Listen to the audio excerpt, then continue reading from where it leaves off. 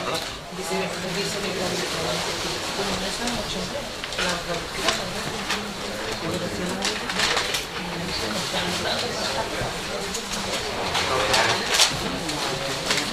tardes a todos y a todas. Bienvenidos al Círculo Mercantil e Industrial de Sevilla.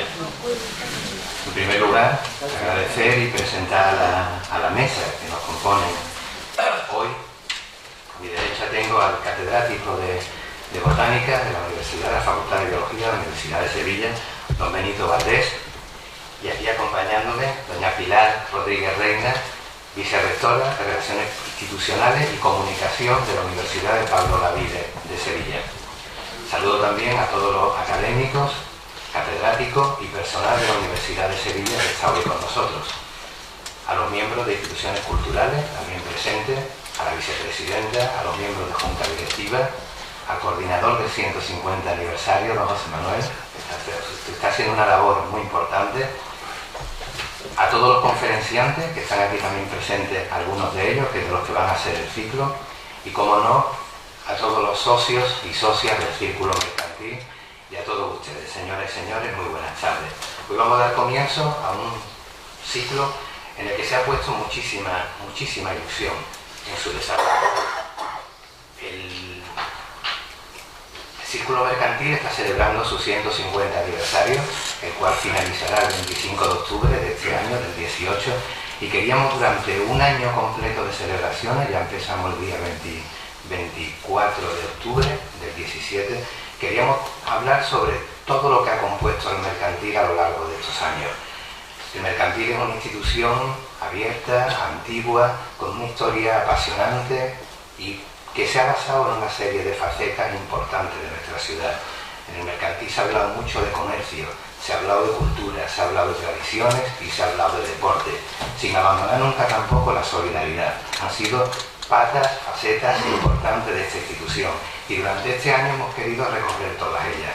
Dentro de la cultura no queríamos dejar pasar un ámbito que quizá no haya sido de los que más nos hayamos destacado a lo largo de la historia, pero que sí, y como le explicaré ahora, pues tiene mucho sentido también, que es el ámbito cultural científico. El Círculo Mercantil, como les decía, nos fundamos en 1868 y en 1879, 1880, no estando en esta casa todavía, que estamos desde el año 1900, estábamos en una casa que también de la calle Sierpe, que daba a Tetuán. Allí se creó el Ateneo Hispalense. El Ateneo Hispalense es, digamos, la prehistoria del actual Ateneo, del Ateneo de Sevilla. El mercantil le cedió los salones de la primera planta al Ateneo Hispalense y desde allí durante 8 años, hasta que en 1887 ya se funda el Ateneo de Sevilla, con Sales y Ferrer. Allí fue donde se existieron todos los debates científicos, culturales de finales del siglo XIX. Con lo cual, hablar de cultura, hablar de ciencia, tiene mucho sentido en este 150 aniversario. Tenemos la suerte de tener socios muy queridos e importantes en nuestra ciudad, entre ellos don Benito Valdés. Cuando pensamos en temas científicos, pues claro, nos acercamos a don Benito porque, bueno, yo he tenido la suerte de ser su alumno en la Facultad de Biología y alumno de algunos de los ponentes, entre ellos nuestro conferenciante de hoy, don Francisco, también fue profesor mío. Entonces para mí era un privilegio que don Benito, don Francisco y todas las personas que están aquí presentes estuvieran en este ciclo. Es un ciclo muy interesante, ahora nos hablará de don Benito. Y bueno, por mi parte solamente agradecer a todas las personas que van a participar. Son nombres muy importantes, que ahora los mencionarán, personas muy importantes en el ámbito cultural, científico, y que bueno, la verdad que nos sentimos muy felices y orgullosos en el Círculo Mercantil de que estas jornadas científicas se hagan aquí. También agradecer a mi compañero de Junta, José Manuel Oliver, que ha hecho una extraordinaria labor para desarrollar este evento. Antes de terminar, me gustaría decir unas palabras de presentar a don Benito Valdés, para aquellas personas que no tengan el gusto de conocerle, aunque sé que muchos de los presentes le conocen perfectamente. Don Benito es hijo adoptivo de Sevilla desde el año 2016. Nacido en Calatayud, Zaragoza, llegó a la ciudad en 1967, procedente del Instituto Botánico de Madrid. Desde su llegada comienza a trabajar como profesor de la Universidad de Sevilla, accediendo a la cátedra de botánica 10 años más tarde. Por su asignatura han pasado miles de biólogos sevillanos, entre ellos quien les habla, que fui un alumno regular, no le pregunten a don Benito ni a don Francisco, pero bueno. Ay, don Enrique Cerdá también, hombre, don Enrique. Pues también. Ha dirigido 19 tesis doctorales, siendo numerosos los cursos y conferencias impartidas en distintas ciudades del mundo. Además, ejerció otros cargos y responsabilidades académicas, tales como presidente de la Real Academia Sevillana de la Ciencia o presidente del Instituto de Academias de Andalucía desde el año 2004. En la actualidad, el presidente.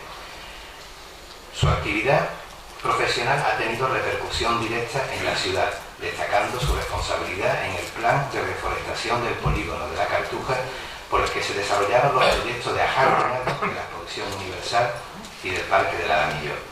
Le voy a dejar inmediatamente con las palabras de don Benito, quien ya abrirá el ciclo que a partir de hoy se va a celebrar, pero antes me gustaría que doña Pilar nos dirigiera unas palabras, ya que está aquí con nosotros. Será un placer oírte, Pilar.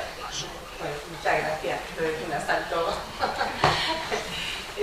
Pues bueno, 2 minutos para agradecer, por supuesto, la invitación que siempre cursáis a la Universidad Pablo Olavide y que nosotros pues, acudimos siempre que podemos, mi persona, ¿verdad?, representando a la institución y personalmente, porque la verdad que la riqueza cultural me la llevo yo, cuando llego mañana tampoco le cuento a todo el mundo la conferencia, cómo me ha enriquecido, ¿verdad? Pero sí que si algo me voy a llevar de la oportunidad que desde hace 6 años estoy teniendo con este cargo de Relaciones Institucionales, es pues eso, como he dicho, la riqueza que gracias al Círculo Mercantil Industrial de Sevilla me estoy llevando cada día a mi casa. Ya estuve aquí hace unos días en otra conferencia cuando se inauguró la exposición de Zorrilla y siempre me vuelvo a casa pues henchida de ilusión y con muchas ganas de seguir aprendiendo. Estoy contenta también porque bueno, veo que habéis contado también con nosotros para compartir esta celebración de los 150 años de existencia. Nosotros en la Universidad Pablo Olavide estamos celebrando este año los 20 años de existencia y un poco me está sirviendo todo lo que veo que estáis organizando, que veo que es mucho, intenso e interesante, pues para inspirarme también en lo que respecta a la universidad, para ver de qué manera podemos de alguna manera aprender y ser capaces de festejar siempre pues, esa cantidad de años de existencia y tan prolífica, ¿verdad? Pues nada, no resto más tiempo a las palabras de don Benito. Gracias, por supuesto, como siempre insisto, en que contéis con nosotros, para nosotros un placer. Felicidades por esta efeméride que estáis celebrando. Mucha suerte con todo y bueno, estamos a la disposición del círculo siempre. Gracias, gracias. Muchísimas gracias, Pilar.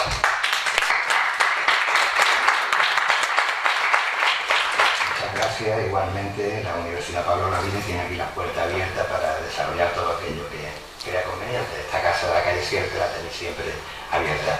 Don Benito, suya la palabra. Bueno, unas palabras breves, porque tenemos que escuchar a don Francisco García Novo. Simplemente deciros que cuando tanto Práxedes como José Manuel Oliver me dijeron que les interesaba que tuviéramos un ciclo de tipo científico en el círculo, como socio que soy del círculo desde hace muchos años, pero también lo son, si no recuerdo mal, Luis Fernández López Cotín y Joaquín Rodríguez Vidal, ¿no es así? O sea que somos, tú también somos 3 y me pareció, tuvimos unos días viendo qué tema podíamos abordar y verdaderamente el cambio climático es interesante porque, en fin, la polémica que hay, si existe o no existe, los detractores, los seguidores, y como es evidente que los biólogos y los científicos en general estamos convencidos, es que no hay más remedio que estar convencidos de que hay un cambio climático, porque ha habido cambios climáticos desde el Paleozoico, quiero decir. Lo que ocurre es que el cambio climático actual, que no deja de ser el correspondiente al último interglacial que tenemos, pues está acelerado por la actividad humana, que es algo que tampoco podemos obviar. Entonces, pensamos que el cambio climático sería un buen tema, contacté con algunos de los ponentes, estuvimos hablando del contenido, incluso discutimos el título. Entonces pensamos que bajo el título de cambio climático debían conocerse un poco las causas, los efectos que tiene, en este caso sobre los seres vivos, y las posibles soluciones que puede tener. Sobre el cambio climático, sus causas y demás, nos hablará García Novo seguro. García Novo nos hablará un poco de todo también, sin duda. Luis Fernando López Cotín es el director del Centro Meteorológico Territorial de Andalucía Occidental, Ceuta y Melilla. Nos hablará, por supuesto, de los cambios a lo largo del tiempo, con un título que es Incertidumbres en el cambio climático. Joaquín Rodríguez Vidal, que es catedrático de Geodinámica Externa de la Universidad de Huelva, la escala geológica de cambio climático. Luego vamos a ver en la perspectiva del tiempo cómo se ha ido desarrollando. Y tanto José Miguel Cisneros como Miguel Delibes y yo hablaremos los efectos que tienen sobre los seres vivos, animales, plantas y el hombre, que no deja de ser otro animal, aunque nosotros le damos más importancia que a cualquier otro ser vivo. Y sobre las posibles soluciones, pues nos hablará Antonio Gómez Expósito y Emilio Galán Huertos. O sea que tenemos una cobertura de distintos aspectos del cambio climático. Cada ponente le dará la orientación que crea más oportuna, pero se van a cubrir todos los aspectos. Es por lo que pienso yo que ustedes que acuden a la primera conferencia deberían atender todo el ciclo para tener una visión en conjunto de lo que supone el cambio climático. Como le contesté, me parece que Ana cuando me lo preguntó, es evidente que todos ustedes que estén aquí van a oír hablar de los cambios climáticos que ha habido a lo largo del tiempo, de los efectos del cambio climático, si se puede o no poner alguna solución. Y cuando, como decía Joana, cuando hablen en el futuro con amigos, conocidos, intervengan en tertulias o lo que sea, pues yo creo que tendrán una idea más clara de qué supone el cambio climático, qué es y si realmente el hombre está acelerando este último cambio climático. En los anteriores no ha podido intervenir, porque los anteriores los tenemos que resolver a cuando empieza la última glaciación, que será hace unos 30.000 años, cosas así, y ahora sí, la población humana se ha incrementado considerablemente, no hay enfermedades o pestes como había en su tiempo, las guerras están más limitadas, en fin, quiero decir que la población humana crece casi sin límite, aunque evidentemente es el propio hombre el que le pone el límite también, porque el reparto de alimentos, el reparto de medios y demás es tan enormemente desproporcionado que mientras hay unas regiones donde se tiran los alimentos a toneladas cada año, pues hay otras regiones donde la gente muere de hambre porque no le llegan los recursos. Pero en fin, todo eso interviene. Eso es lo que les quería decir simplemente, porque todos ustedes han recibido el programa. Se van a desarrollar las conferencias en un plazo relativamente breve. La primera es hoy, la segunda, a cargo de don Luis Fernando López Cotín, es el miércoles de esta semana. El 12 de febrero, el lunes de la semana que viene, es la siguiente. El 22 de febrero, la cuarta. El 26 y 27 seguidas por las condiciones del 28, que es un día festivo, como saben, y luego terminaremos la última semana, la primera de marzo, el 5 y el 8 de marzo. Así que en un plazo breve desarrollaremos las 8 conferencias. Coincide con otras conferencias incluso, aunque se organiza entre el Círculo Mercantil y el Círculo de Academia, coincide con 3 de las conferencias que la propia Academia Sevillana de Ciencias organiza sobre historia y filosofía de la ciencia y la tecnología. Pero es que es prácticamente imposible casar las fechas. Todos los días de la semana hay actividades en Sevilla. Afortunadamente, sean en las universidades, sean en las academias, sean en el Ateneo, sea en el círculo mercantil, todos los días hay actividades y dónde elegir. Yo les recomendaría que siguieran este ciclo para tener una idea general del ciclo. Y yo no les digo más, ustedes lo irán observando. Hoy vamos a tener la primera a cargo de don Francisco García Novo, y lo que voy a hacer ahora, con permiso de nuestro presidente, es presentar a don Francisco. Muy brevemente, porque es el que tiene que hablar realmente. De don Francisco García Novo les diré que para mí es una auténtica satisfacción presentarlo. Hemos sido, y somos, bueno, hemos sido, hasta que nos hemos jubilado, y se ha jubilado yo también, compañeros del mismo departamento, el de Biología Vegetal y Ecología, de la Universidad de Sevilla durante casi medio siglo, y somos amigos desde que éramos estudiantes en la Universidad de Madrid, porque allí nos formamos los dos, y don Miguel Delibes también. Así que nos conocemos desde hace mucho, nuestro desarrollo ha sido prácticamente paralelo.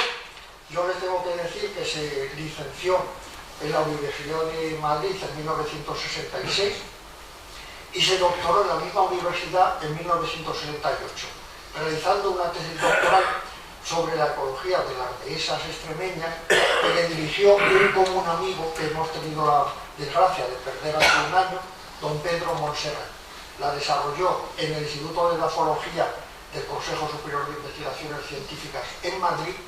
A continuación pasó una temporada en Elvas con otro común amigo, Malato Belis, que era investigador de la estación de meloramiento, y de allí directamente pasó a la Universidad de St. Andrews, en Escocia, con el profesor Crawford, donde permaneció 3 años y desarrolló una tesis doctoral sobre ecofisiología. O sea, en realidad, García Novo se doctoró en España y se volvió a doctorar en Inglaterra. E inmediatamente después de su vuelta, directamente llegó a Sevilla. He apuntado aquí el año 1970 para hacerse cargo de una agregaduría de ecología en la Facultad de Biología. Y ha permanecido allí desde entonces, con un año que pasó, no llegó al año, pero pasó en la Universidad de Santiago, porque allí accedió a catedrático, y en cuanto tuvo oportunidad, que fue unos cuantos meses después, se trasladó como catedrático a la Universidad de Sevilla en 1977. A Santiago fue en 1976 y volví en el 77. Lo sé sin tener que mirar, porque son los años que yo también me moví y volví a retornar a Sevilla. Evidentemente ha intervenido en cursos y ha dado clases de su especialidad, no solo en la Universidad de Sevilla, sino en distintas universidades de Estados Unidos, Inglaterra, Portugal, Italia, Costa Rica, Chile, Argentina y Marruecos. Ha dirigido 26 tesis doctorales, creo que 3 han sido leídas en Bari, en Italia, o me equivoco. En sus investigaciones se ha ocupado de ecología de la vegetación fundamentalmente, aunque también ha trabajado en peces de agua dulce, pero en ecología de vegetación, que para sintetizar le diré, en áreas de climas atlánticos, en este caso en Gran Bretaña, de ambiente mediterráneo, en España, Portugal, Marruecos, Italia y Grecia, subantárticos en la Tierra de Fuego, la parte más fría, que semiáridos en Patagonia, continentales en Estados Unidos y en España también, porque más o menos continentales son las dehesas extremeñas, ¿o no? Bueno, tiene mucha influencia atlántica. Y tropicales, en Brasil, Venezuela, México y Costa Rica. Evidentemente, un trabajo de investigación realizado en ambientes tan diversos, en países tan diversos, con discípulos y colaboradores tan diversos y numerosos que no se pueden relacionar, pues han dado como resultado la preparación de más de 300 trabajos, en su mayoría trabajos de investigación, incluyendo varios libros y capítulos de libros, pero también trabajos de divulgación de la ciencia, que es algo que los científicos debemos hacer y no siempre es fácil, y luego algunas publicaciones de tipo docente. En cuanto a sus premios y demás, les diré que es premio de investigación Jaime I, que es después, creo yo, que después de los príncipes de Asturias, ahora princesas de Asturias, son los más prestigiosos de nuestro país. También lo es don Miguel Delibes, también lo es don Enrique Cerrá, que anda por esta fila. Tiene la Cruz de Alfonso X el Sabio y la medalla de la Universidad de Bari, donde ha desarrollado en Italia una buena parte de sus actividades. Y en el campo académico, yo lo tengo que recordar, en mi calidad de presidente del Instituto de Academia, es académico numerario de la Academia Sevillana de Ciencias, de la Academia Andaluza de Ciencias Sociales y de Medio Ambiente, académico numerario de la Real Academia Nacional de Ciencias Matemáticas, Físicas y Naturales, y académico correspondiente de la también Academia de Ciencias Matemáticas, o sea, Exactas, Físicas y Naturales de Zaragoza. Y nada más, les dejo en manos de don Francisco. Seguro que vamos a disfrutar con su conferencia, porque lo que no les he dicho, que al margen de todos sus méritos, que son cuantiosos, resumirlos es complicado, pues es un gran pedagogo y un gran comunicador. Yo creo que lo va a demostrar con en la conferencia que vamos a oír, que tiene por título lo que tienen ustedes en la pantalla. Y lo dejamos con él.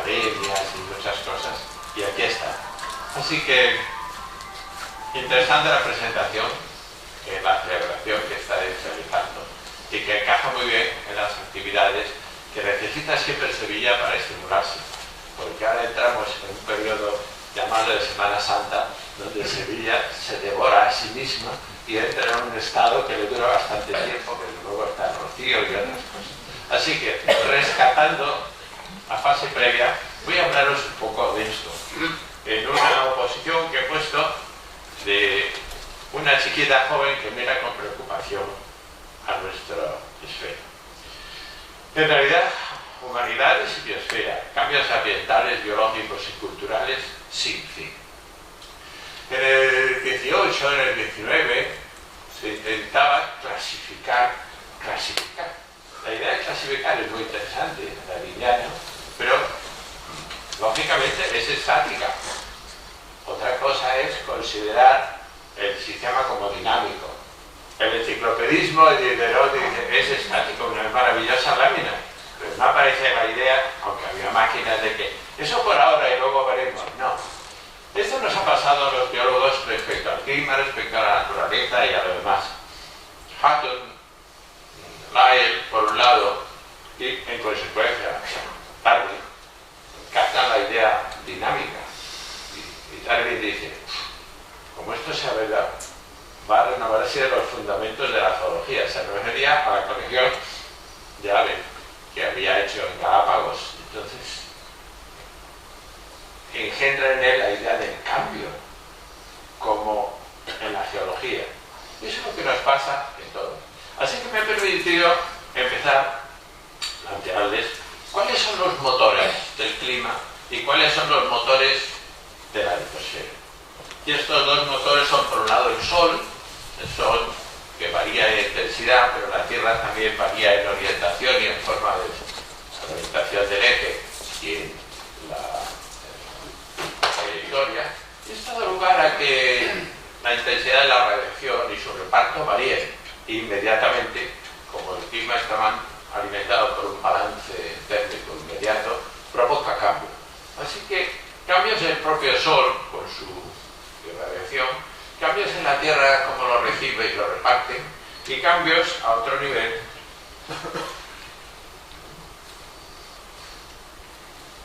disculpen ahora en las placas. Esta idea de las placas, que tardó mucho en imponerse, significa que los continentes tal y como los conocemos son una fase muy actual, pero se mueven. No se mueven a gran velocidad, pero se mueven.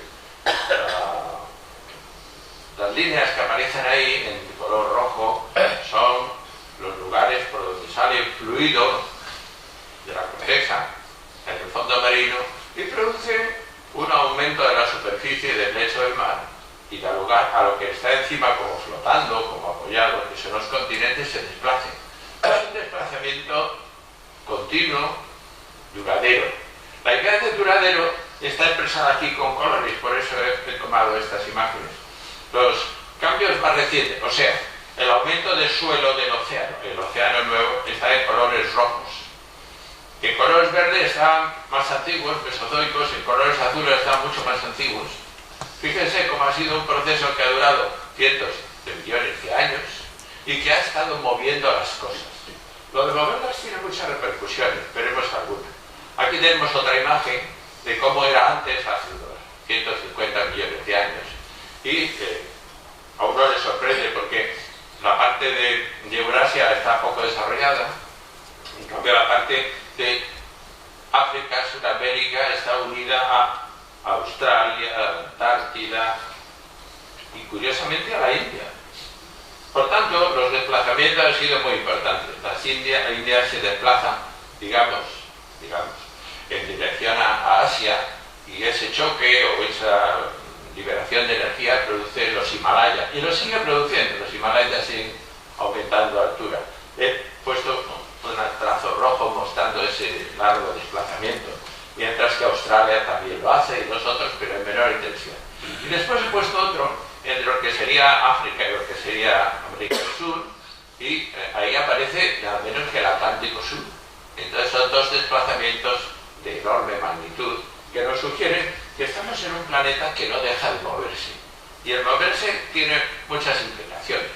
Una muy famosa que ustedes conocen es lo de los dinosaurios. Cuando yo estudiaba eran unos dibujos en blanco y negro que no se veían muy bien. Cuando uno veía las películas dice, interesante, un velociraptor, no, eso no lo había estudiado, pero el cine lo crea para uno. Y los dinos grandes, los dinos pequeños. El estegosaurio, que está ahí con sus placas, era muy famoso. Pero estos herbívoros grandes, y al fondo se ve uno de los carnívoros grandes. En cada uno de los trozos del continente, la evolución biológica no perdió tiempo, creó inmensos herbívoros y luego inmensos carnívoros que en parte los devoraban y muchas más cosas. Y entre las muchas más cosas que se han producido está, por una parte, las aves, que son pequeños dinosaurios simplificados, por otra está apareciendo los mamíferos, otros reptiles. Esta es la dinámica biosfera que ha constituido nuestro rodeo. Pero un aspecto del dinamismo me interesa, esta activa naturaleza. Les he tomado unas imágenes que ustedes han visto en el cine. La de la izquierda la empieza a incorporar al cine John Ford en La Diligencia, ¿recuerdan? Un John White, jovencito, a tiros con todo el mundo, con el tío de Kansas City, Kansas, y todas aquellas cosas. Pero tiene muchos planos tomados en este lugar tan singular, el Valle de la Muerte. El nombre duro es que cuando los inmigrantes europeos trataban de atravesarlo no lo conseguían. Aunque un explorador español lo hizo en el siglo XVIII. Pero el Valle de la Muerte, ¿por qué se lo traigo aquí? Por el cine. Bueno, el cine siempre ayuda. Simplemente porque es un paisaje arrasado. He puesto una raya en donde aproximadamente el paisaje sedimentario estaba. Todo lo que falta, y esas son alturas muy considerables, ha sido eliminado por erosión. En la imagen de la derecha, otra película, ¿recuerdan? Encuentros en la tercera fase, que soñaba con eso, aparecía una máquina que tocaba, bueno, aparecía por detrás. ¿Pero eso qué es? Pues la Torre del Diablo es no exactamente una colada basáltica, sino que es el relleno del centro de un volcán, con unas bases. ¿Y el volcán dónde está? Se lo llevó la erosión. Es decir, la activa naturaleza destruye, erosiona, transporte, y los organismos que están siempre en superficie tienen que seguirla. Además construye, y a la vez, abajo les he puesto Ordesa, enormes relieves, el Prepirineo con enormes crestas calizas, que son depósitos de calizas de arriba abajo, de kilómetros. Y otra a la izquierda dice, ¿eso dónde es? Los Alpes Dináricos. ¿Recuerda la película de El oso, de Anuel? Donde un oso le forma un pollo enorme, un pobre tío está asustado y se pelean los ositos, sorprendentemente los persigue un puma. Pues esa magnífica película con unos relieves alucinantes son grandes depósitos de origen orgánico, en el sentido que ha sido la fotosíntesis en ambientes marinos la que ha precipitado fundamentalmente carbonatos, creando calizas, carbonatos de calcio y de magnesio, creando dolomías. La naturaleza construye, acumula. Las calizas vistas al microscopio revelan su origen como parte de la fotosíntesis o el proceso de agua, pero con muchísima frecuencia encontramos cosas más perceptibles. En la foto del medio he puesto unos fosilitos y veo un poco unos gasterópodos, caracolitos cortados, los moluscos, los braquiópodos son muy frecuentes componentes. La naturaleza, fíjense que las calizas son fundamentalmente una consecuencia de los organismos. La parte de arriba es fundamentalmente una consecuencia de meteorización, no de organismos. La creación de rocas calizas es más bien de papel orgánico. Así que constantemente la naturaleza va y viene y crea un mosaico gigante. Esa es la desembocadura del río Lena al norte de Siberia. ¿Por qué lo pongo? Por supuesto esto no es así, es una fotografía tratada, pero es una fotografía tratada que nos muestra el contacto entre el río que desemboca y hay depósitos finos, depósitos en parte causados por organismos, hay bancos de arcilla, arenosos, hay formas creadas por el viento, recortes formados por el oleaje. Todo eso está ahí, en un mosaico fascinante por sus dimensiones. Lo que parecen pequeños agujeritos que se ven a la izquierda tiene cientos de metros de diámetro y todo eso tiene más de 100 kilómetros. ¿De qué? De un mosaico de pequeñas piezas. Y en cada una de esas pequeñas piezas los organismos han luchado por encontrar la suya. Los organismos siempre se reproducen, sobreviven y se dispersan. Y este ha sido el modo en que ha funcionado la biosfera. Hemos prestado atención al lado geológico. ¿Y el clima? Pues el clima, como verán ustedes con esta imagen y otras 30 mejores que les irán enseñando, ha cambiado sin cesar, como decía el profesor Bates. Esta gráfica nos muestra desde el tiempo actual a la izquierda, nos muestra hacia la derecha, tiempo atrás. Y lo único que se ve es una señal de algo que fluctúa y fluctúa y fluctúa y fluctúa. En este caso es el anhídrido carbónico, el CO2. Saben ustedes que se obtiene analizando burbujas atrapadas en el hielo en algunos sitios privilegiados donde hay espesores de 2 o 3 kilómetros y por tanto se puede sacar unos testigos que alcanzan a 400, esta imagen es 415.000, pero los hay mayores. Conclusión, fluctúa muchísimo a varias escalas. Hay fluctuaciones más grandes y más pequeñas. Cuando hay más carbónico es situaciones de interglaciar y cuando hay menos está asociado con tiempo al glaciarismo. Y esto lo podemos expresar en forma de ciclos. Hay ciclos de 100.000, 40.000, 20.000, muchos ciclos. Fíjense que todos estos ciclos son muy largos comparados con nuestra vida, incluso con la historia, pero no con la vida de la biosfera. Y lo de los ciclos, ¿por qué es relevante para los organismos? A ver, aquí tengo una gráfica que hay que mirarla con atención. El polo norte arriba, el ecuador abajo. Este es un corte de un cuarto de nuestro planeta. Y está clasificado por climas. Más temperatura, un color más intenso, menos temperatura, más azul. Pero también aparece una cosa rara a la derecha. Eso es lo que sucede en la altura. Ustedes saben que en cualquier sitio al subir en altitud disminuye la temperatura. Los organismos, para seguir fieles a su sitio, como veíamos en la imagen del río Lena, necesitan en su dispersión buscar, si hay cambio climático, uno como el que vivía. Es decir, si estamos en una fase de calentamiento, como estamos ahora, los organismos tienen que elevarse en latitud, ir más al norte en este hemisferio, más al sur en el hemisferio sur, o bien subir montaña arriba. Estas dos cuestiones tienen que ver con la dispersión, pero complican mucho la supervivencia de los organismos. Este es uno de los problemas en los que todos los cambios climáticos se apoyan, pero también, como hemos visto, que las masas continentales se fragmentan y cambian de sitio. Aunque no cambiara el clima, si cambia la masa de sitio, pues en la Antártida hay muchos fósiles de reptiles mesozoicos. Dicen, ¿no? ¿Y esto cómo es? Dice, pues porque no habría hielo entonces, etc. No les voy a insistir, pero la idea es que el dinamismo exige en los organismos desarrollo.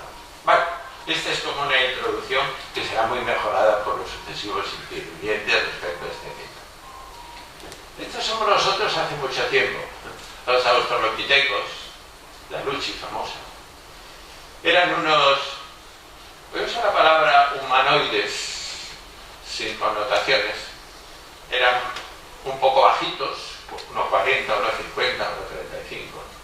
Y tenían los brazos bastante largos, piernas relativamente cortas, cabeza pequeña, de no mucha capacidad craneal, 400, 500. Y vivían en un medio abierto con arbolado. Y de aquí hemos salido, pero eran lampiños, tenían poco pelo, así que procedemos de clima templado. Teníamos una piel blanda, no resistente. Eran grupos sociales poco numerosos. Y no teníamos ninguna de las adaptaciones que han hecho famosas las películas. Dientes, garras, uñas, ¿no? Como nosotros, pequeñitos. Y para sobrevivir solo tenían un arma prodigiosa, el pensamiento, cuyo origen desconocemos. Pero ahí estaba. De manera que estas cosas que teníamos los humanos, comían de lo que se podía, lo escogían con mucha habilidad. El tacto es muy bueno y sigue siendo. Vemos bien de día, mal de noche. Pésimo olfato, pero buen oído. Y un rasgo muy singular. Eran capaces de andar muchísimo tiempo, muchísima longitud. Los pies han evolucionado mucho antes. E incluso las hembras preñadas podían caminar con facilidad, sin balancearse. Pero la reproducción es tardía, los grupos se apoyaban unos a otros y, teniendo excelente memoria visual y auditiva, desarrollaron una clave que tienen también los animales, que es un lenguaje gestual, un lenguaje oral, y todo eso lo elaboraban pensando, de manera que eran capaces no solo de recoger y hacer cosas, sino, lo que es más importante, de comunicárselas horizontalmente en el grupo. Aquí tenéis una de las pocas fotos que quedaron de los yaganes. Como Benito Valdés comentó cuando estuve trabajando en Tierra de Fuego hace unos años, uno, por razones de cambio de estación, salía de aquí en verano y llegaba allí en invierno, horrible. Pero si salía aquí en invierno y llegaba allí en verano, igualmente horrible. Es decir, en pleno verano los vientos a la velocidad media a 40 km por hora y la temperatura media 1 grado. Cuando ahora conmemoramos los 500 años de los audaces sevillanos que con Magallanes y Elcano navegaron hasta allí, los españoles, los sevillanos, imaginar, con ese clima horrendo, porque además invernaron, no podían entender cómo esta gente que tenéis en la foto, desnudo, estaba durante horas mirándolos. Es verdad que tenían un fueguito en los pies, pero básicamente aguantaban aquello. Y muchos españoles murieron de frío, porque las condiciones eran extremadamente duras. Otros huyeron y regresaron, y pocos sobrevivieron y continuaron un viaje que celebraremos también aquí, supongo, en los muchos actos de celebración de lo que hicieron Magallanes y Elcano, pero básicamente era esta gente la que estaba allí. Y esto tiene que ver con la adaptación humana. Esta gente, cuando nacía, los bebés eran gorditos, tenían una gran capa de grasa en todo el cuerpo, y los demás también. Son redonditos por la grasa que tenían. Tenían un metabolismo tremendo comparado con nosotros, del orden de 4 o 5 mil kilocalorías, y eso les permitía sobrevivir, porque es como si uno de nosotros tuviera, como si los pobres sevillanos de la flota tuvieran cada uno una estufita al lado, es equivalente por el enorme metabolismo que tenían. Y estas transformaciones humanas se hicieron hacia climas fríos e igualmente hacia climas cálidos. Recuerdo una película maravillosa que era Este mundo está loco, donde había unos muy simpáticos habitantes pequeñitos, de talla, muy ingeniosos, muy activos. Ahí los tenéis. Son los Kung de Kalahari. De Kalahari viven ahí porque las otras tribus de pigmeos los eliminaron de sitios mejores. Pero han sobrevivido. ¿Y qué hacen? Pues con talento y mucho trabajo, pero también con su cultura, hablándose unos a otros y recordando qué es lo que se puede recordar. Ahí abajo a la derecha tenéis una mujer con sus hijos recogiendo.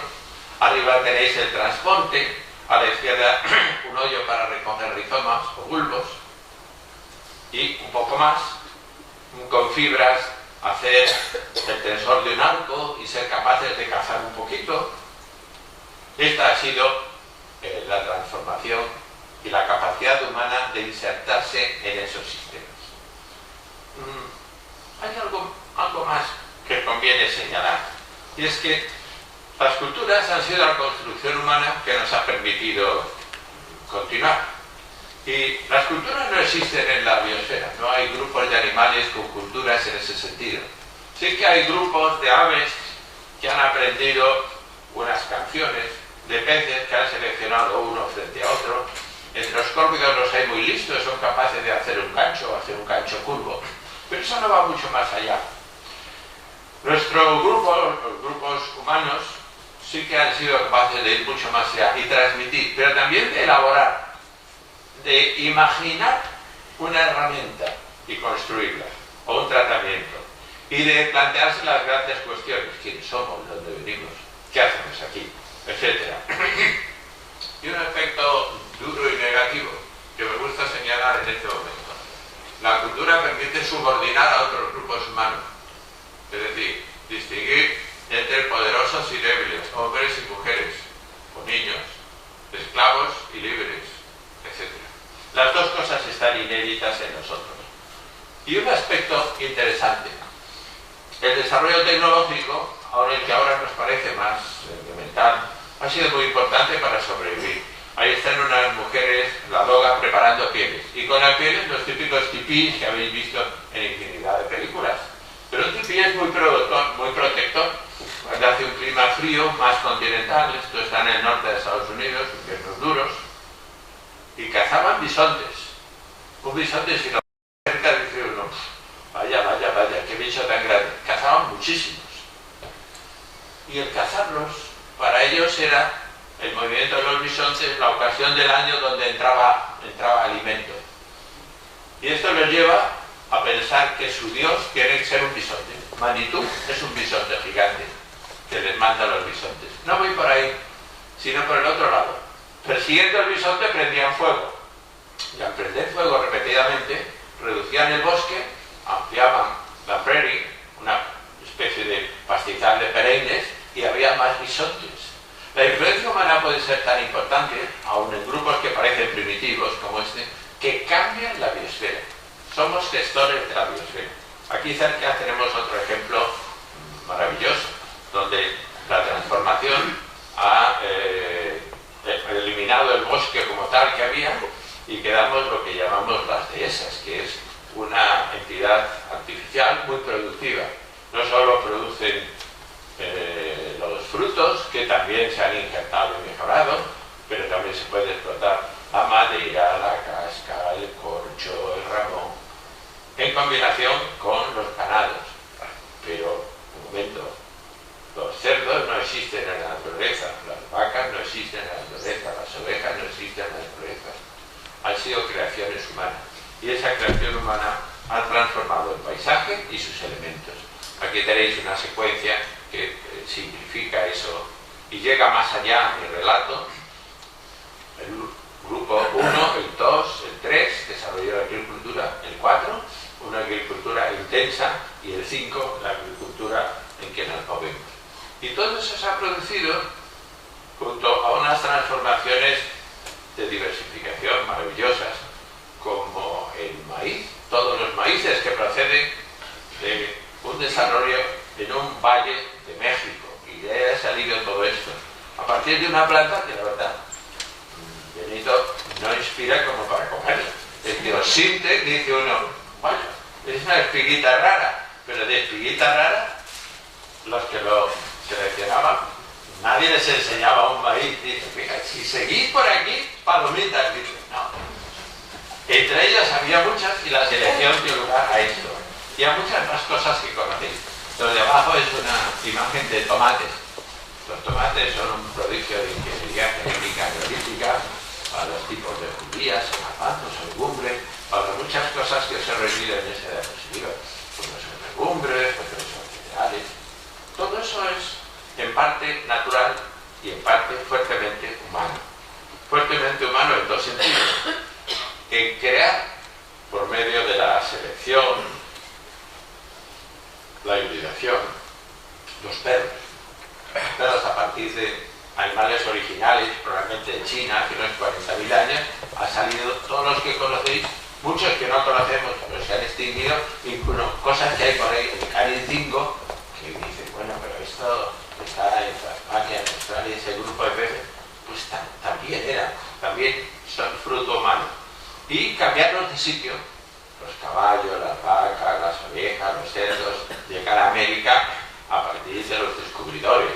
El conejo llega a Gran Bretaña cuando se traslada desde el continente. Y así podríamos poner muchos otros ejemplos, algunos de los cuales os he puesto ahí, sugiriendo que los humanos hemos transformado la biosfera. La biosfera nos transformó a nosotros, obligándonos a tener unos caracteres u otros, ayudándonos a gestionar nuestras culturas, a emergerlas.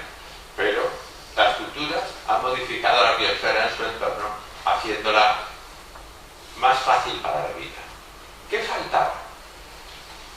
Energía. Esas eran unas palabras famosas de Bulton cuando habla con el rey y dice, majestad, tengo lo que los reyes necesitan. Bulton, dime qué, dice, energía, la máquina de vapor. que él había desarrollado. Entonces la fábrica, Boulton era el ingeniero y Watt era el teórico, y entre los dos comienzan un desarrollo fantástico, y la energía con la máquina de vapor cambia el mundo. Antes las manos o la tracción de sangre con cosas ingeniosas, como veis en esa imagen. Si pones un caballo así puede mover una rueda, y dices, hombre, y si necesitas aire, un tío con las palancas puede soplar. Bueno, sí. Y para una forja se puede conseguir avivar, y dice, sí, se puede. Esa vida es una vida muy dura, y pensar en términos de potencia, la vida humana tradicional sin máquinas son 300 vatios. Los 300 vatios es nuestro potencial. Ya sé que se puede desarrollar individualmente más durante un periodo pequeño, o un boxeador puede llegar a potencias desusadas, 4, 5, 6 kilovatios, vale, pero de promedio 300 vatios. Con 300 vatios se puede hacer todo, despacito. Y en 300 vatios se ha desarrollado la escultura, religión, filosofía, ciencia, política, arquitectura, poesía, danza. Se puede. Pero el trabajar en el campo es muy duro. Y cuando se ha podido contar con equipos distintos de la tracción de sangre, como veis arriba, con tracción de sangre le llevaba una larga jornada de trabajo a la 1 hectárea. Cavándola a mano le llevaba más de 2 días. Y a medida que descendéis en la gráfica veis como cada vez el tiempo es menor. Y ahora es una cuestión solo de minutos las que se puede hacer. Con energía, con la máquina de vapor. He repescado una imagen antigua porque es de Sevilla. Ahí está, la transformación antigua de la Marisma, en la República, con tractores de vapor, que es una cosa que probablemente no hayáis visto nunca en un museo. Y en un objeto que habéis visto en las carreteras, que eran apisonadoras de vapor. Han quedado algunas y algunas veces las han dejado al lado de la carretera como una cosa obsoleta y lenta, pero la verdad para apisonar nos falta mucha velocidad. Y es quizá lo que hayáis visto más.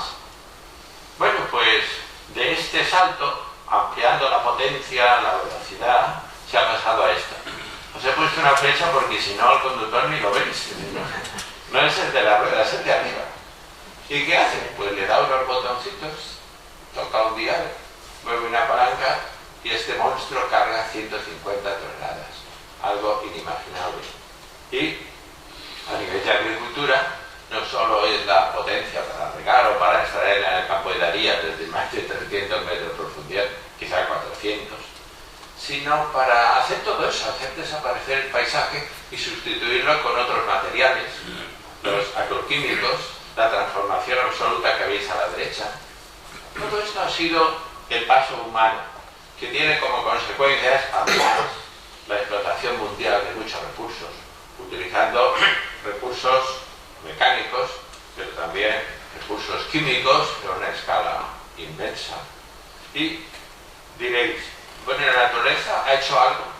Os voy a poner solo un ejemplo. De la naturaleza puede hacer algo, y dice, no mucho, pero lo intenta. Fijaros en la mariposita de la izquierda. Es una mariposa nocturna y durante el día se posa en la corteza de los árboles. Es de color blanco con manchas y sobre troncos de color blanco con manchas, como son los alisos o los abedules, pues la verdad es que los predadores no la veían. La revolución industrial, con el hollín, consiguió que los árboles fueran de color oscuro y los predadores la veían de maravilla.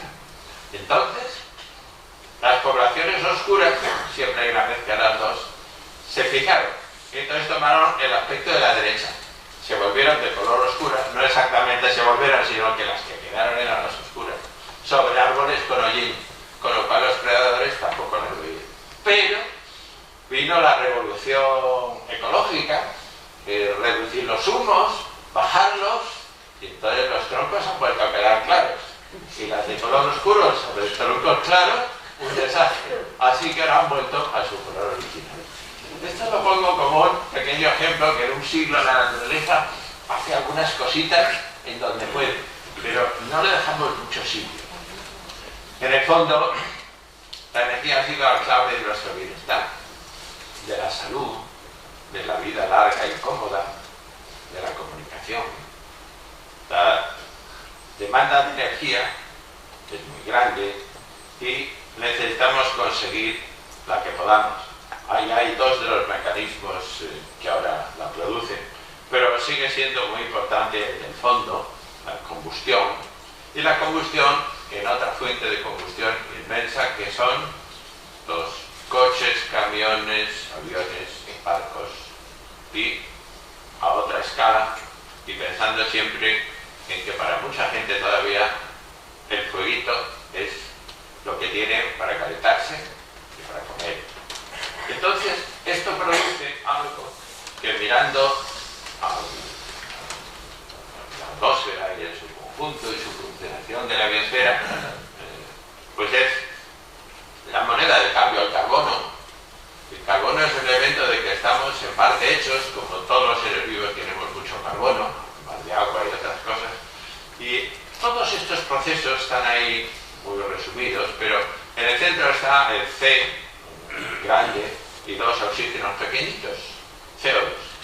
Pues bien, el carbono, ¿qué origen tiene el carbono que tenemos en la atmósfera como CO2? Pues la fermentación, la respiración, la nuestra y la de los organismos. Todo eso aumenta el carbono. ¿Y qué es lo que lo reduce? Pues la fotosíntesis. Recordad que la fotosíntesis, el carbono, es transformado en materia orgánica y el resultado es que desaparece el carbono de la atmósfera. Este es el balance que persiste siempre. A ello los hombres hemos añadido la combustión, los incendios y tenemos por tanto un ciclo de carbono, un equilibrio dinámico, muy dinámico, entre la atmósfera y el océano, entre la tierra y la atmósfera, entre los animales y las plantas. Y si lo llevamos a términos cuantitativos, no temáis, otra austeridad con esta gráfica, con todas las cifras de cada uno. No seré yo que nos haga sufrir tanto. Solo quiero que veáis que la cifra que he señalado con una flechita a la derecha, la contribución humana, es pequeña. Entonces, si es pequeña, ¿por qué andamos dando la brasa con el carbono y la reducción de las combustiones? Porque el sistema está en un equilibrio dinámico, muy ajustado. El carbono que nosotros añadimos como CO2, en parte es absorbido por el océano, pero no totalmente. Y como no es totalmente, se queda en la atmósfera una parte. Y la atmósfera absorbe radiación y se calienta. Así que en la atmósfera, y esta gráfica la vais a ver hasta que lo aprendáis de memoria. Esta gráfica es de piquitos porque la variación de la concentración en la Tierra siempre cambia en los hemisferios y tiene un ciclo pequeñito a lo largo del año. Pero fijaros que es una gráfica consistente. Aquí está desde los años 60, pero hay datos desde antes, y se acerca a la actualidad y no cambia de forma, sigue creciendo. Los datos que estudiábamos en el bachillerato, los más viejos del lugar, pues eran del orden de 300 partes por millón en volumen. Ahora hemos llegado a 400. Así que hay un cambio sustantivo. Aumenta, según el observatorio, unos comas picos, otros menos picos, pero la tendencia es exactamente la misma. El oxígeno disminuye un poco. Y además del CO2, pues, creciendo ahora a una escala de 1000 años, en los últimos 1000 años, los últimos años donde ha subido sustancialmente el CO2, el metano, óxido de nitrógeno, todas estas moléculas populares. Y extendiendo una escala muy grande, pues tenemos que, además de los gases, tenemos unas variaciones de temperatura asociadas relevantes en los últimos 1000 años. Si miráis la gráfica de abajo, son estimas de temperatura por varios procedimientos, también os hablarán de eso. Y en todo caso, al final, en nuestra historia personal, de los que estamos aquí, es donde se ha producido un aumento considerable en las temperaturas, considerable y sustantivo. Claro, a lo mejor esta mañana, como había 4 grados, un poco de cambio climático y me venía de verdad. Pero recordáis que en Sevilla luego hay un mes que se llama junio, puede ser otro julio que suele ser peor, y agosto que suele ser desmoralizante. También, aquí tiene usted el calor que quería, ya. repartido. Esta es la situación actual. ¿Cómo ha sido hacia atrás? Pues los mismos estudios de la concentración de CO2 que os he dicho, de los testigos glaciares, se pueden extender también con estimas de la temperatura hechas por diferentes isótopos del oxígeno, por ejemplo. Y hay una concordancia muy consistente. Mucho CO2, mayor temperatura, menos CO2, menor temperatura. Lo que hemos llamado, grosso modo, desde hace más de un siglo, glaciaciones. Las glaciaciones son unos periodos y los interglaciares son los periodos más cálidos, como el que estamos actualmente, que nos situaría aproximadamente en el cero. Os he puesto por ahí. Altamira, ¿cómo es? Altamira es el final de la glaciación, 20, 21. Desaparición de los neandertales, 20 y poco mil en Gibraltar, si no tenemos otra medida. Entonces, aquí he reunido 4 de las gráficas que os bombardearán en este curso. Aumenta la temperatura y la concentración de CO2 en la de izquierda, temperatura en rojo CO2. En la de medio viene ya una manera de tratar esos datos. ¿Vale hacer una regresión o no tiene sentido en climatología? Ese es un tema sustantivo. ¿Y sobre cuántos años se hace? Porque cuanto más nos acerquemos, es mayor el aumento de temperatura. ¿Y eso cómo hay que comenzar? Yo recuerdo que cuando estábamos en los años 70 y discutíamos si lo que estaba pasando era que la temperatura de la Tierra subía o bajaba. Porque al principio la señal, como es muy variable, no es consistente. Ahora, como la señal, tenemos ya series muy grandes de datos, 30, 40 años, es consistente. Efectivamente, tenemos un aumento de las temperaturas que además se ha acelerado en los últimos años, los últimos 10 años en particular. Y a nivel global, en el espacio, pues esa curiosa imagen de abajo a la derecha, hay zonas en las que el aumento es más llamativo, en latitudes altas, en Canadá por una parte y en Siberia por otra, ha aumentado hasta 2 grados. El valor medio global, si se puede utilizar esa expresión, es en torno a 1 grado. En el último siglo, un poquito menos, un poquito más, según como se calcule, pero ojo, también hay zonas que están enfriándose, especialmente en la Antártida. En la Antártida hay zonas que se han calentado más y otras que han descendido. Entonces, ¿esto qué quiere decir? Primero, que hay cambios. Segundo, que los científicos no disponemos de herramientas precisas para saber en cada sitio lo que está pasando, ni siquiera por qué, ni siquiera a qué escala. Los datos que tenemos son de la baja atmósfera. Datos de la alta atmósfera, solo a 100 kilómetros, ya muestran fenómenos desconocidos. Es un problema enjundioso que nos llevará tiempo. Y del cambio se puede decir que hay señales muy variables que se han sucedido de siempre, pero especialmente en los últimos 10.000 años con intensidad. Y en los últimos 45, un cambio climático que es más rápido e intenso de lo que había sucedido en los 500.000 o 600.000 años anteriores. Este cambio, como debió ser siempre, es desigual entre regiones y hay algunas que se enfrían. De manera que tenemos muchos procesos asociados al clima y otros que no lo parecen, pero en todo caso es innegable que la concentración atmosférica de CO2 ha aumentado desde 280, 300 a 400 que han alcanzado el año pasado. Así que ante esta evidencia hay otras asociadas, como que está subiendo el nivel del mar unos 2 milímetros anuales, estas imágenes de la reducción de los hielos en el casquete, que ahora se puede navegar, que los osos se mueren de hambre porque no pueden pillar las focas y todas esas cosas que tenéis habitualmente. Cambio climático. En un contexto de cambio global, hay muchos procesos, pero no están científicamente bien enlazados. Y hay algunas cosas que son obvias, pero no sabemos por qué ni en qué grado.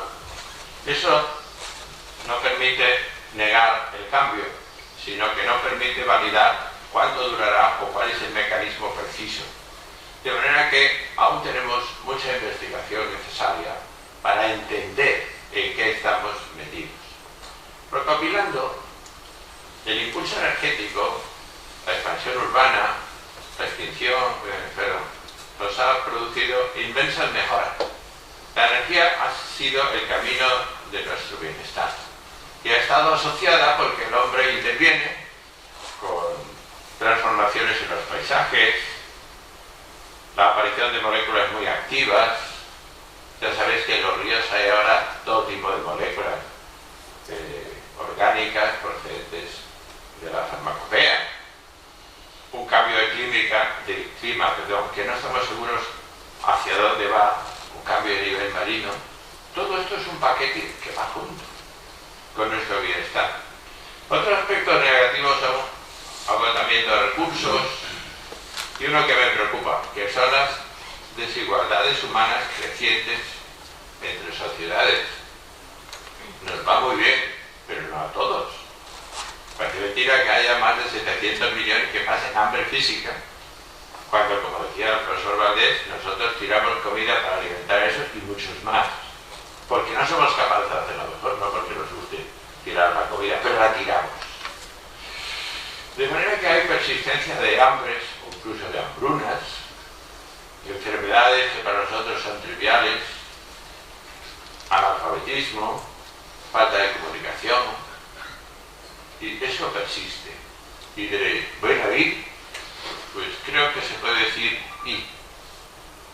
Porque la contaminación la producimos los países desarrollados, que somos además mayormente los del hemisferio norte. Esta es una imagen de concentración de CO2. Eso quiere decir que el CO2 emitimos más y luego se difunde al hemisferio sur. O sea, que los que emiten son los que emiten. Y me gustaba poneros esta hermosa imagen. Uno dice, qué bien lucen las grandes ciudades. Vamos a ver, América, Boston, Pensilvania, Suffolk, y ahí está, claro, California, por el otro lado Los Ángeles, San Francisco, me gusta. Vamos al hemisferio sur, claro, no hay nadie en la Amazonía, o casi nadie, un poco en Venezuela, por arriba, y por abajo está Brasilia, Río de Janeiro, y más abajo está el Río de la Plata. Se ve bien. En nuestro propio continente, pues claro, Gran Bretaña y Escocia separada de Gran Bretaña, París, el Benelux, por aquí se ve Madrid, si baja uno aparece un punto pequeño que es Córdoba, es mayor que Sevilla y Cádiz,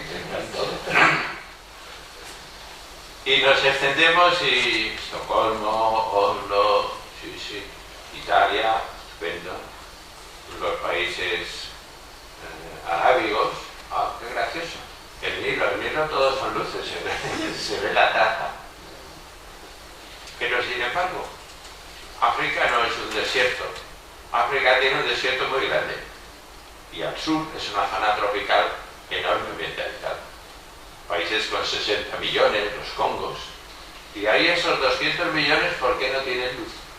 Porque no tienen energía, porque son pobres, porque viven en unas condiciones terribles. Nos proporcionan muchos recursos. No hablo ya del coltán, el oro, los diamantes, el uranio, el petróleo, el gas, además. Y ese mismo tren de explotación, unido a las minorías absolutamente corruptas, unido a nuestra falta de interés por mejorar sus condiciones, da lugar a ese terrible vacío, el brillo de la energía y la oscuridad de su ausencia. De manera que todo lo que le decía el y esto es una barbaridad. Y esta barbaridad debe formar parte de nuestra preocupación por el cambio de clima. Porque la energía que tenemos, en todo caso, hay que repartirla. Este es uno de los requerimientos. Y podríamos preguntarse, ¿cambio climático para qué? Porque no es lo mismo. Yo a mis alumnos les he dicho con frecuencia una expresión que suena cínica, dice, cambio climático nunca me afectará, porque tengo un telemando y si tengo calor o tengo frío le doy clic y ya está. porque puedo pagarme la energía y con energía tengo lo que quiero. Si no miro más allá, si no miro por la ventana y desde luego si no me preocupo de las zonas oscuras que indican. Así que aquí aparece un tema interesante, creo yo, y propio para esta institución o para el Ateneo, que es que el conocimiento permite comprender e intervenir. La disponibilidad de energía ha sido un avance fundamental de la vida de la humanidad, del confort, de la seguridad, pero el continuar aumentándolo en esta situación que les he descrito, donde hay una asociación entre gases invernadero y temperaturas, es preocupante. Y de todos modos, las comunidades ricas de alta tecnología siempre podremos superar cualquier cambio, los 2 grados, aunque fueran 5. Sí, pero no es esa la cuestión, o por lo menos no deja satisfecho.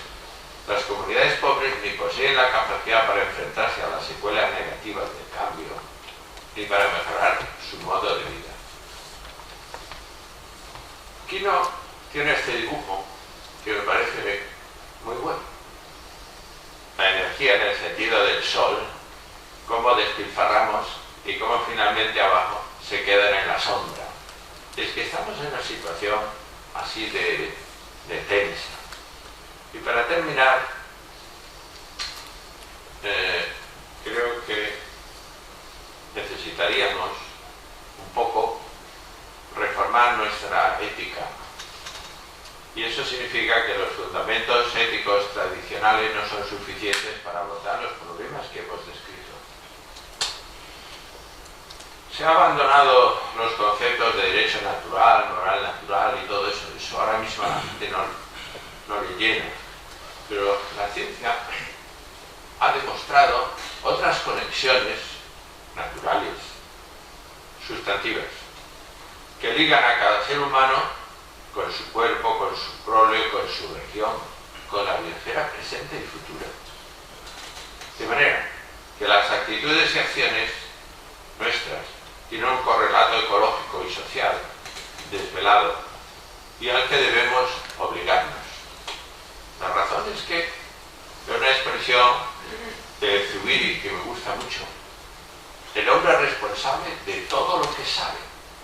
No en el sentido de lo que sabe lo explique, sino porque lo sabe, tiene que ajustar su comportamiento. Porque sabemos los cambios de la biosfera, nuestra responsabilidad, la relación entre el consumo de energía y las transformaciones. Porque lo sabemos, somos responsables de lo que sucede. No sirve salir y mirar alegremente esta calle prodigiosa, sino mirar más allá.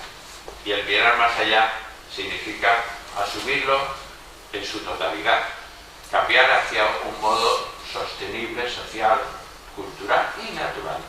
La Declaración de los Derechos Humanos del 48 se articulaba en 2 grandes ideas: la dignidad de todo ser humano y la solidaridad, sin excepciones. No es que cumplamos muy bien una y otra, pero es que hay que añadir una tercera, que es el respeto a la naturaleza. No un respeto reverencial, sino un respeto dinámico de transformar y de repartir. Humanidad estable compartiendo una biosfera sostenible. La naturaleza está dispuesta a colaborar. La sociedad lo necesita. La naturaleza también. Hay un chico que se acerca tratando de ayudar al fotógrafo y que puede echarte una manita. Y la ranita amenazada nos pide que la llevemos a su ética. Muchas gracias.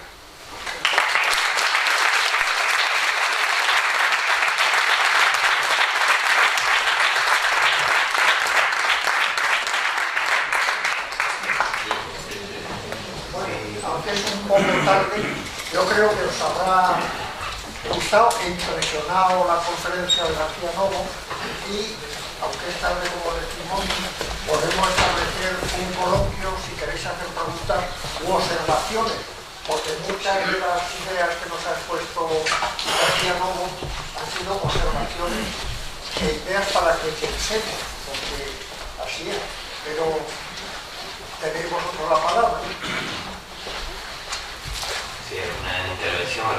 pregunta, un placer atenderla. ¿Me pregunta? Eso que ha sido todo muy claro, ¿no? Se lo ha dejado totalmente claro. Nos ha dejado preocupados. Sí, Preocupado. Bueno, ha sido, la verdad, Han quedado deprimidos. No quiero cargarles, necesitan salir y tomar algo, lo voy a justificar. ha sido un gran comienzo de este ciclo y bueno, vamos a ofrecerle al profesor un recuerdo en nombre de nuestra institución del Círculo Mercantil Conmemorativo del 150 aniversario, para que lo tenga en su casa, y un aplauso fuerte para...